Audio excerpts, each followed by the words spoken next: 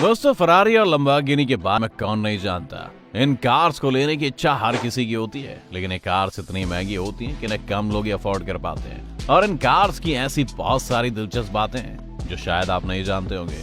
आज हम आपको उन्हीं बातों से वाकिफ करवाएंगे, बताएंगे कि क्यों फरारी और लंबोर्गिनी एक दूसरे की सबसे बड़ी राइवल कंपनियां बन गई हैं। साथ ही आज के इस वीडियो में हम आपको बताएंगे कि फरारी और लंबोर्गिनी में कौन सी कार बेहतर है। अगर आपको भी इन महंगी कार्स का शौक है तो ये वीडियो जरूर देखें और ऐसे ही बने रहे हमारे साथ वीडियो के अंत तक, और बेल आइकन को दबाना बिल्कुल ना भूलें। चलिए शुरू करते हैं। दोस्तों, लंबोर्गिनी एक ऐसा नाम है जिसने काफी कम समय में लोगों के दिलों में अपनी जगह बना ली, इसीलिए तो ये कंपनी आज लोगों की पहली पसंद बन चुकी है। लेकिन फरारी भी कम फेमस नहीं है दोस्तों, इसीलिए तो ये कंपनी हर साल 8,400 से भी ज्यादा कार्स बनाकर बेच देती है। लंबोर्गिनी और फरारी आज की आधुनिक दुनिया के सबसे मशहूर कारों में से एक है। लेकिन अगर इतिहास को देखा जाए तो फरारी की कहानी 1947 के जमाने की है, जब एंजो फरारी ने फरारी 125S को बनाया था, जबकि 1960 के दशक तक लंबोर्गिनी का कोई नामो निशान भी नहीं था।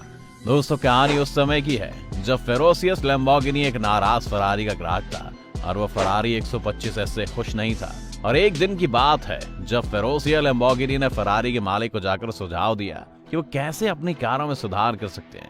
फरारी ने साधारण ट्रैक्टर मैकेनिक की सलाह लेने से इनकार कर दिया था और फरारी के मालिक ने फेरोसियस से कहा कि तुम सिर्फ ट्रैक्टर चला सकते हो और उसे रिपेयर कर सकते हो, लेकिन तुम कभी भी फरारी को ठीक से नहीं संभाल पाओगे। अपने अपमान से फेरोसियस लंबोर्गिनी काफी नाखुश था और उसने कसम खाई कि वो अपनी नई कंपनी बनाएगा। और उसने 1963 में नई कंपनी लंबोर्गिनी ऑटोमोबाइल को बनाया। और फिर साल 1963 में लंबोर्गिनी ने अपनी पहली कार बनाई थी, जिसका नाम लंबोर्गिनी 350 GT था। लेकिन लंबोर्गिनी की कार दुनिया की नजरों में तब आई जब 1966 में लंबोर्गिनी मियोरा स्पोर्ट्स कार लॉन्च की गई थी, जिसे उसकी हाई परफॉर्मेंस और टेक्नोलॉजी की वजह से लोगों द्वारा काफी पसंद किया गया था। स्पीड की बात करें तो दोनों कंपनी द्वारा पोस्ट किए गए आंकड़े को देखें तो इससे पता लगता है कि फरारी और लंबोर्गिनी की स्पीड लगभग बराबर है।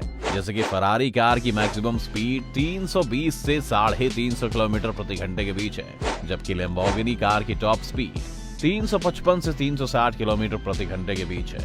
दोस्तों, आप सबको जानकर हैरानी होगी कि ऐसी कुछ कार जापान की बुलेट ट्रेन से भी तेज होती हैं, जहां बुलेट ट्रेन की स्पीड केवल 320 किलोमीटर प्रति घंटा होती है। स्पीड की बात हो ही रही है तो आपको ये भी बता दें कि लंबोर्गिनी और फरारी की स्पीड देखें तो ये कार सब पीछे छूटती जा रही हैं। ये कार स्वीडिश की एक ऑटोमेकर कंपनी से काफी पीछे हो चुकी है, जबकि ये कार्स विश्व की टॉप रैंक्स में अब भी अपनी जगह कायम रखती है। अगर आंकड़ों की माने तो आज दुनिया की सबसे तेज कार कोनिग्सैग अगेरा है, जिसकी टॉप एवरेज स्पीड 447 किलोमीटर प्रति घंटे की है। फरारी और लंबोर्गिनी की स्पीड सेम होने के साथ साथ इनका ब्रेकिंग और एक्सेलरेशन भी लगभग सेम ही होता है। इन दोनों कारों के बीच इतनी सिमिलैरिटीज होने के बाद आप सोच रहे होंगे कि इन दोनों में डिफरेंस क्या है। दोनों ब्रांड्स की आपस में राइवलरी के चलते दोनों ब्रांड्स एक दूसरे की कार खरीदने को मना करते हैं, और किसी के पास पहले इनमें से एक कार है तो वो दूसरी कार नहीं खरीद सकता है। फॉर एग्जाम्पल, अगर आपके पास पहले से ही फरारी है तो आप लंबोर्गिनी नहीं खरीद सकते हैं, फिर चाहे आप कितने भी अमीर इंसान क्यों ना हो।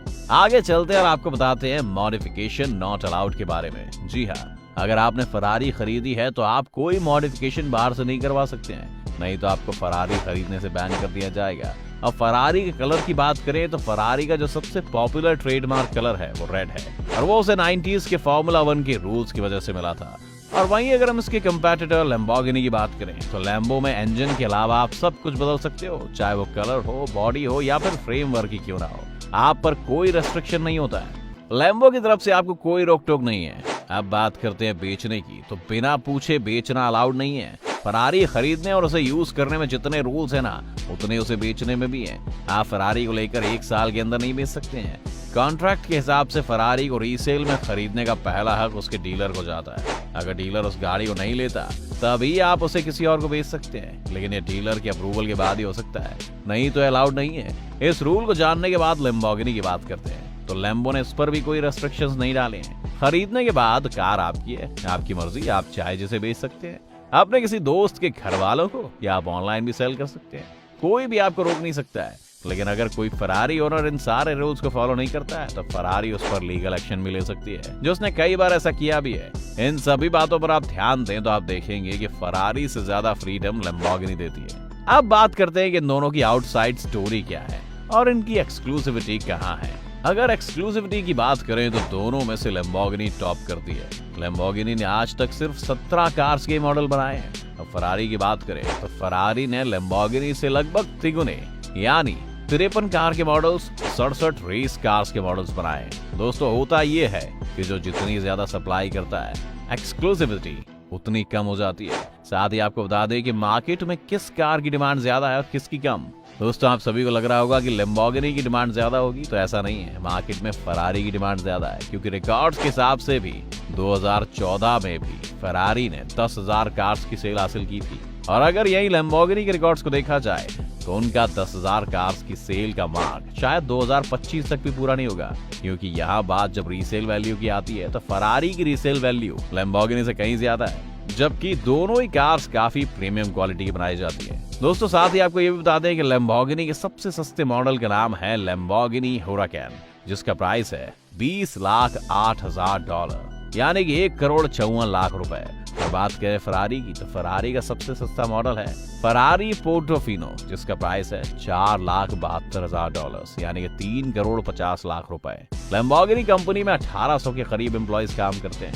वहीं अगर हम देखें फरारी को तो इस कंपनी में कम से कम 4,556 एम्प्लॉइज काम करते हैं। लैम्बोर्गिनी कंपनी द्वारा बनाए गए अब तक के सबसे महंगे मॉडल का नाम है वेनोनो रोडस्टर, जिसकी कीमत है $4.5 मिलियन यानी कि 33,40,00,000 रुपए। अब बात करें फरारी की तो फरारी का अब तक का सबसे महंगा मॉडल है 250 GTO, जिसकी कीमत है $70 मिलियन यानी कि 519,31,00,000 रुपए। बात करें नेटवर्थ की तो लैम्बोर्गिनी कंपनी की नेटवर्थ $12 मिलियन है और फरारी की नेटवर्थ $30 बिलियन है।